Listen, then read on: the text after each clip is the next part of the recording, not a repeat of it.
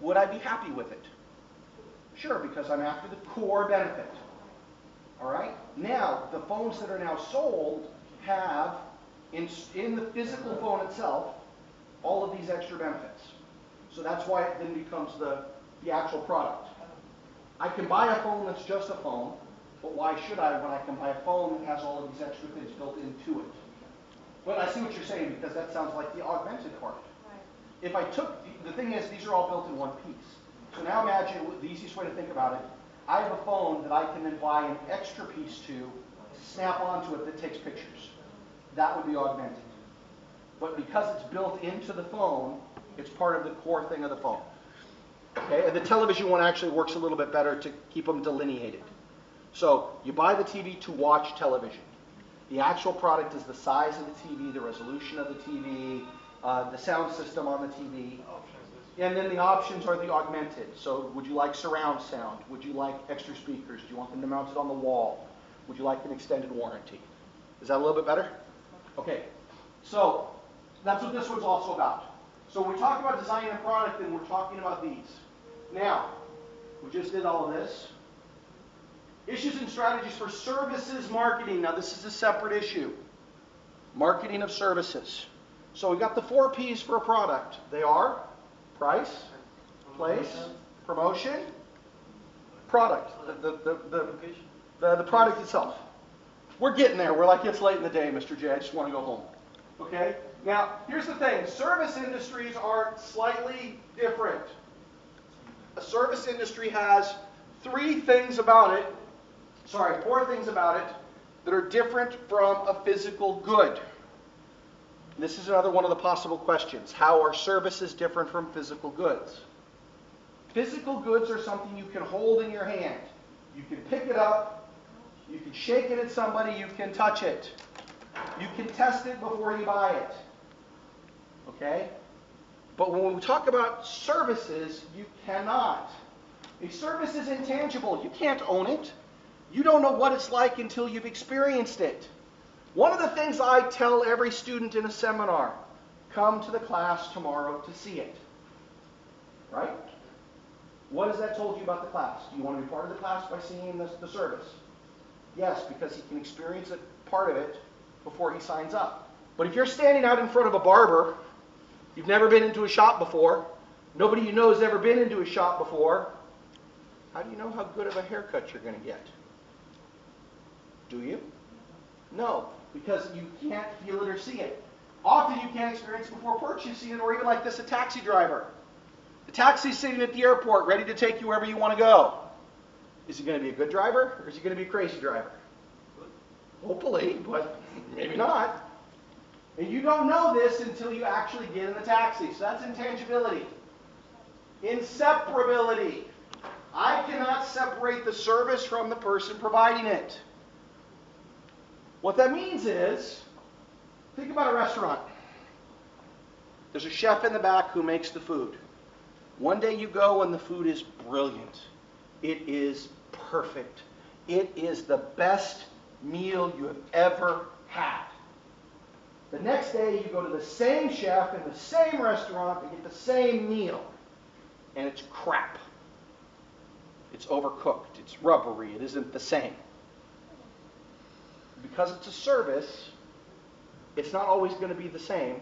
And the person doing it is attached directly to it. So if, for example, next class, you come and you have an instructor here. He gets hit by a car the morning he's supposed to come teach you.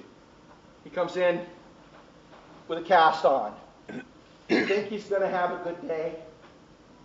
Probably not. His leg hurts. He's got a headache. Is that your fault? No, but it's still a service. If he's hurt, he's got a headache, he's sick, you're stuck with it. Okay? I love that. The waiter there. If the waiter's bad, service is bad. It says we waited 30 minutes, no service, and they wrote it in ketchup and mustard. All right? Variability. Services are inconsistent. Ladies, have you ever had a bad haircut from your hairdresser? See, I pick on the ladies here because generally, ladies, you find one hairdresser and you use that person no matter what. right? Or am I wrong? I'm right.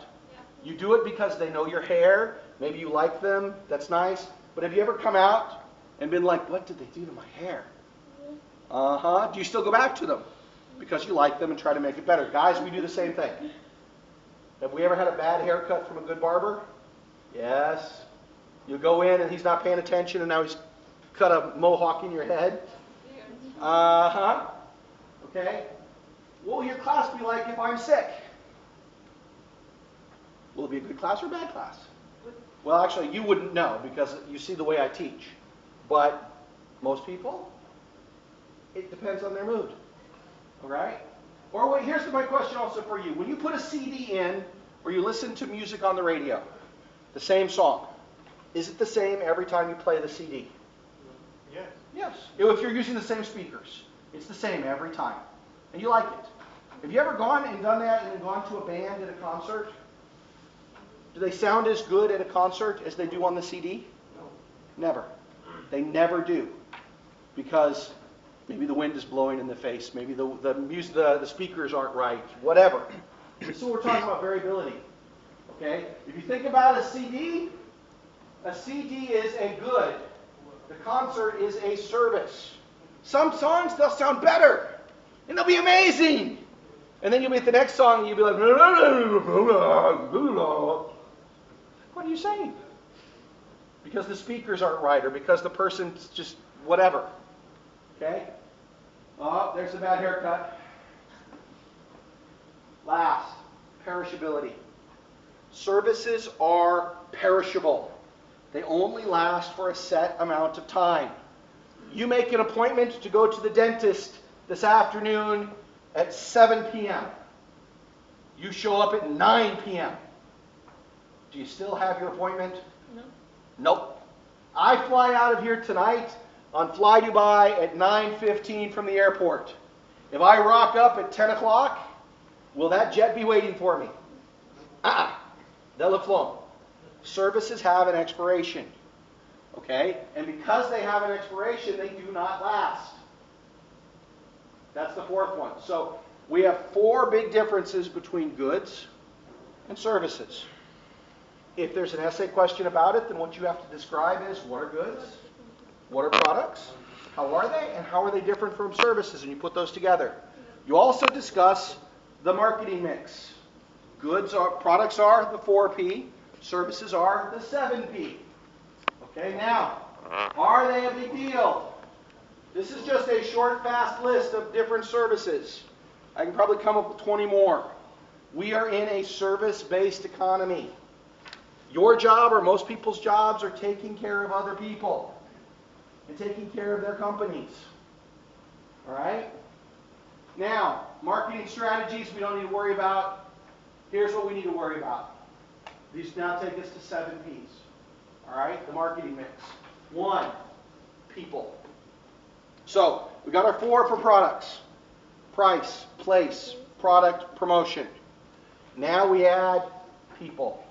These are the people that provide the services for you. Okay? Think about a dentist or a doctor.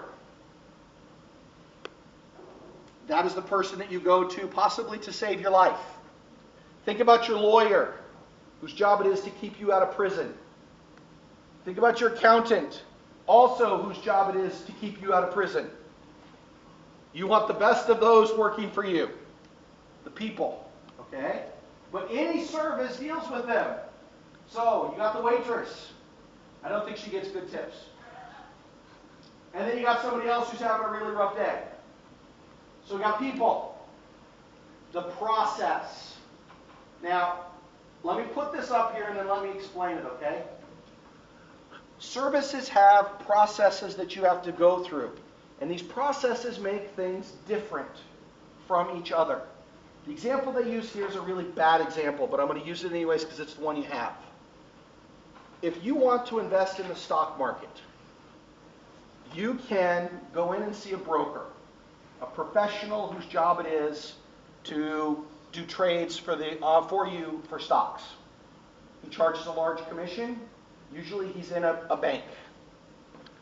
That's one process. You go in and you physically see him and you let him do it. But there's another way. You yourself can order and do stocks on the internet cheaper. It's called day trading. Now, I want to be very clear. Go to a broker. Because people that do day trading often lose a lot of money because they don't understand what they're doing. But the process is there that maybe you want to control your stocks. So you physically go in and make the changes.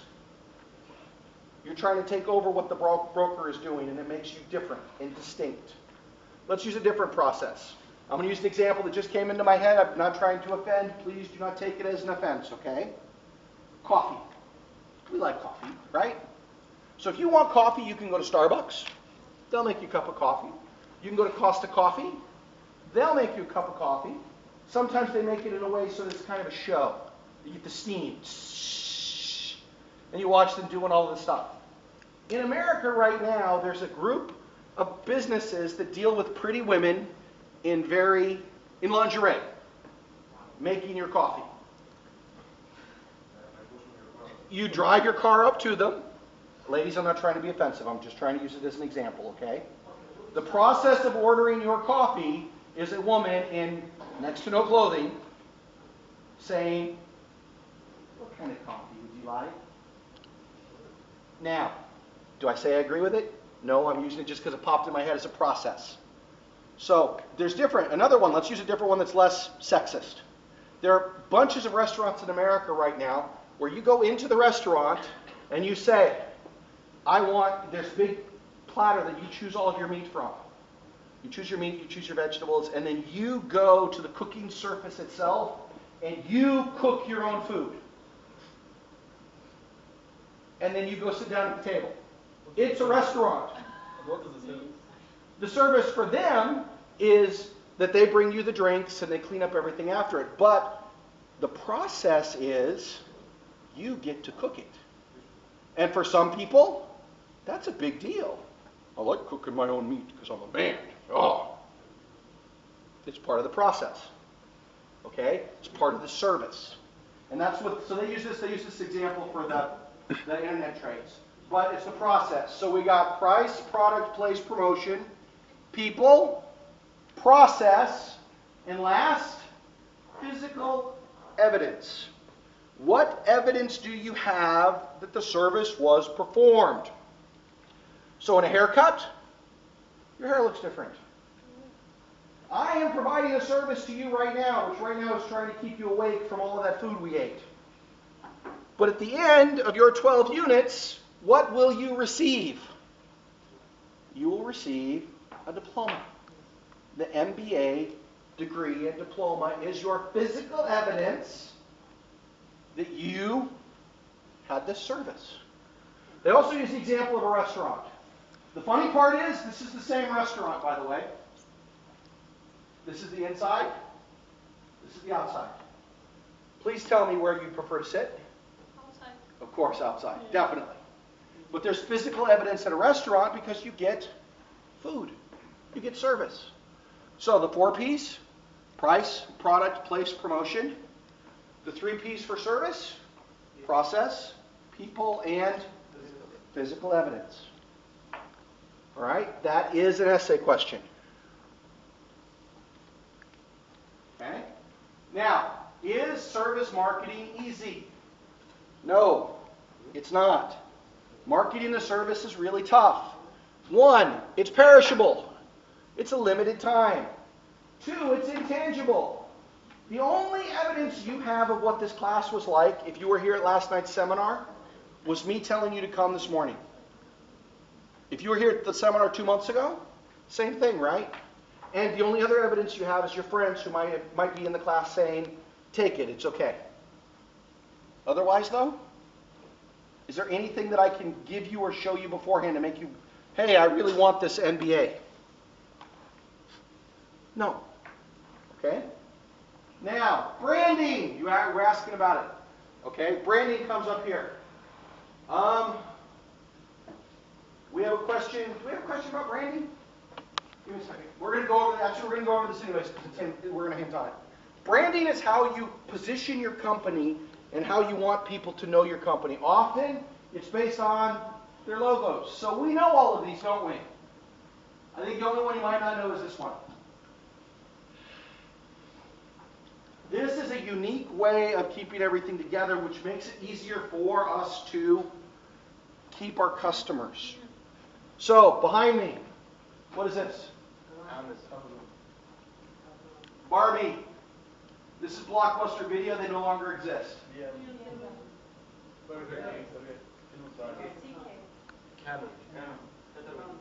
Citroën. It's an internet-based company. How about this one? HP. IBM. Intel. Actually, it's a ladies' brand. I don't remember off the top of my head. But this, Levi's, L'Oreal, Louis Vuitton, Microsoft, it's DOS, MTV, Nestle, Nike. We recognize these brands' symbols because they position themselves in such a way that we know what they mean. When you see this, what comes into your mind? Does it have this one? Does it have good quality? Is it what is it, cheap or is it expensive? What is it, luxury or is it? So these, just by seeing that, I do this, ladies. What do you think? What comes into your head? I like how you say, not worth it. No, I don't like it. You don't like them, but a lot of ladies love them. 90% of Louis Vuitton's bags are fake. Well, that's because everybody can make them. Like 90% of Rolexes in this part of the world are fake. Okay? So here's a good example. Volvo. Here we go. Let's talk branding. I got another video because, well, we can't. What's about this background? It's up there, no? I've had my ups and downs, my fair share of bumpy roads. Have you seen this one? Yes. Yes. No. I Volvo love truck. this. Now, I'm going to let it play and then we'll discuss it, okay? Can you turn off light? It's the bottom one. Just hit the off button. Just hit off. Bottom right-hand button. Off? Yeah, off. Perfect. Because we can put it back up when we're done. But I am today. But I'm still here before you. What you see is a body crafted to perfection. A pair of legs engineered to defy the laws of physics. And a mindset to master the most epic of space.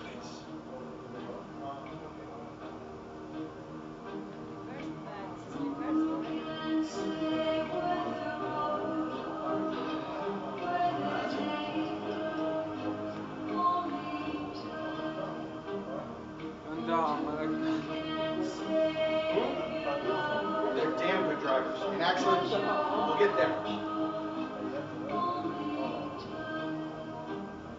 ممكن الرقص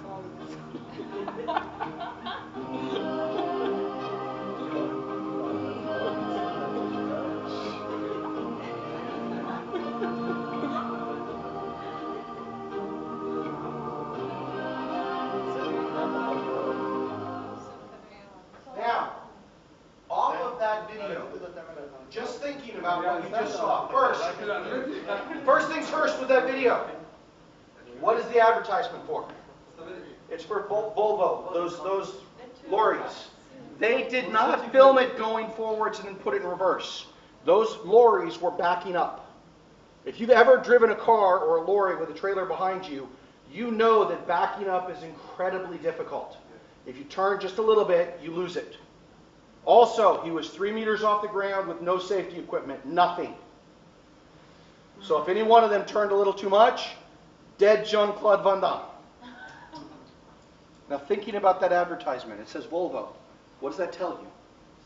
Safety, stability. I love that video, more so for anything in it than just the music. The Enya and Clannad. To me, if you hear angels singing, that's what they sound like. And so you get the sun rising in the background, and you get him doing the splits, and you're thinking Volvo. A Volvo car is the safest car in the world. I can take one, hang it upside down from the roof, and drop it on its top. The crew compartment will not crush. Safest car in the world. So if I'm a Volvo dealer, what does that mean if you walk in my door? What are you looking for? Safety.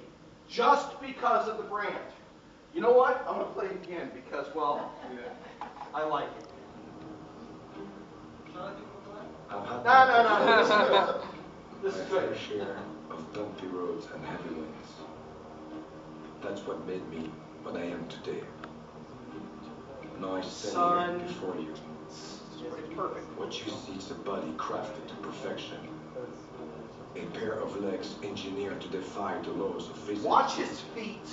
And a mindset to master When they go the apart. most epic of space. Probably $500,000. They've actually got a video of him talking about it with them. And at first he's like, no, I won't do it. Look at his shoes. Particularly the one on the right. You see how it starts?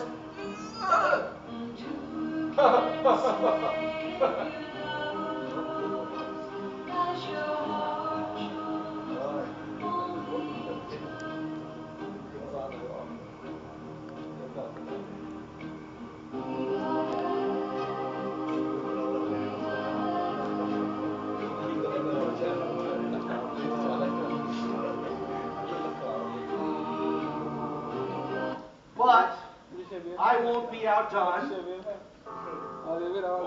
Have you seen this one?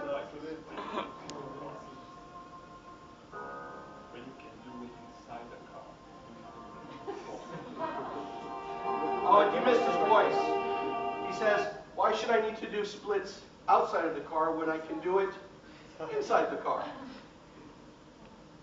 Okay? I love advertising. Advertising always cracks me up. So, if you come into my shop and I sell Volvo, what does that tell me you're looking for? Safety. If I tell you, okay, you've got a new baby, you want the safest car in the world, are you going to walk into Ferrari? I mean, they're safe cars. Safe car? Yeah, Ferraris are very safe cars. Yes, right. You can There's crash many it. people die there. Well, that's true too. But Yes. but you're going to come in because of the brand. The brand brings you back. Okay? The advantage to the buyers, it gives you an immediate identification. You have a good idea of what the quality is because you recognize the brand. By the way, yes, this is a hint. This is part of branding. Okay? Whoops. Advantage to the sellers. If I am buying from a well-known brand, and I'm the seller, I'm the store, it's important to me because that brand has a history. I know the quality of what they sell, so that means I know I'm not going to get a bunch of crap that I can't use. Also, it gives me legal protections, and it automatically segments the markets. If I'm a car dealer and I'm selling Bugatti, who's going to walk into my showroom? Only people that can afford or want a Bugatti. Okay? Now we talk about brands. Awareness, preference, loyalty, and acceptance. This is talking about brand equity. This is the idea that consumers know about the brand. We're not really too worried about the positioning on this. We're going to skip this. But in general, we talk about all of the good things about our brand. Now, from here out is an essay question. I believe it is a compulsory question, but I don't know. Product life cycle. The product life cycle is a huge question. So we're talking about making new products. We can invent new products ourselves, or we can buy other companies that have made them. We see a lot of this in the internet. So, what was it? Facebook just bought WhatsApp for billions of dollars. And then I think Yahoo just bought Snapchat for billions of dollars. Could they have come up with their own things like it? Sure.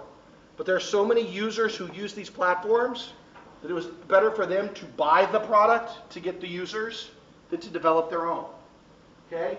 Understand something. New products suffer from a high failure rate. The big part of it deals with developing. Okay. Here's a good example. When you develop a new product, there are so many things that can go wrong. One, you might overestimate the market. It might have a bad design. You might not position it correctly. It might just be the wrong time or even too high. Did you guys ever have these? Now, Betamax versus VHS. Betamax were smaller. Their quality was about 5 times better than VHS. Their price was 3 times more expensive. So what did people decide to buy? VHS. When we talk about laptops, perfect example. An HP laptop versus you have a Macintosh, right? I saw you with a Mac laptop. Tell me, which one's more expensive, the Macintosh or the Mac is? Who has the most of the brand? Who's got the market? Windows, Microsoft machines versus Apple. Why? Because Apple's much more expensive. Not saying it's bad. I love Apples, actually. I think they're fantastic. But they're more expensive. Okay? You might have high development costs. All right, now, things that hinder new development. You might not have the right ideas. Might be a fragmented market, cost of development. All of this is part of things that hinder development. That might be part of the question about product life cycle. Now, this is the one in their stuff. There is a spelling mistake in here that makes it confusing. So we're going to use this one. On my slides, it's this one. On the slides that they're going to give you, it's this one. Do you notice that they're pretty much the same? Do you see that? They're pretty much the same? Exactly. It's supposed to be profits, and they mistyped it. So let's use this one. All right. Product life cycle has 5 stages. Product development, introduction, growth, maturity, decline. All right. You have to know these 5 stages. You have to be able to define them, and there are specific characteristics in them. All right? Research and development. What is it? You're developing the product. You're doing the research. You're developing it. So now guys, you have to know this graph. Have to. And you have to be able to draw it, because I guarantee you it's required for the exam question. Plus, to be very honest with you, it's in your best interest, because once you draw it, then you can look up at it and say, okay, this stage, oh yeah, this is what happens. This stage, oh yeah, this is what happens. And then you can see it. Okay? So, here's the thing. You're developing the product. We got 2 things here. We have sales and your profits. So I want you to think about this. You're developing the product. You're researching the product. You're making the product. Are you selling the product in this stage? No. But what are you doing? Spending money. It costs you money to do all the research. You introduce the product. You're now starting to sell the product. What happens?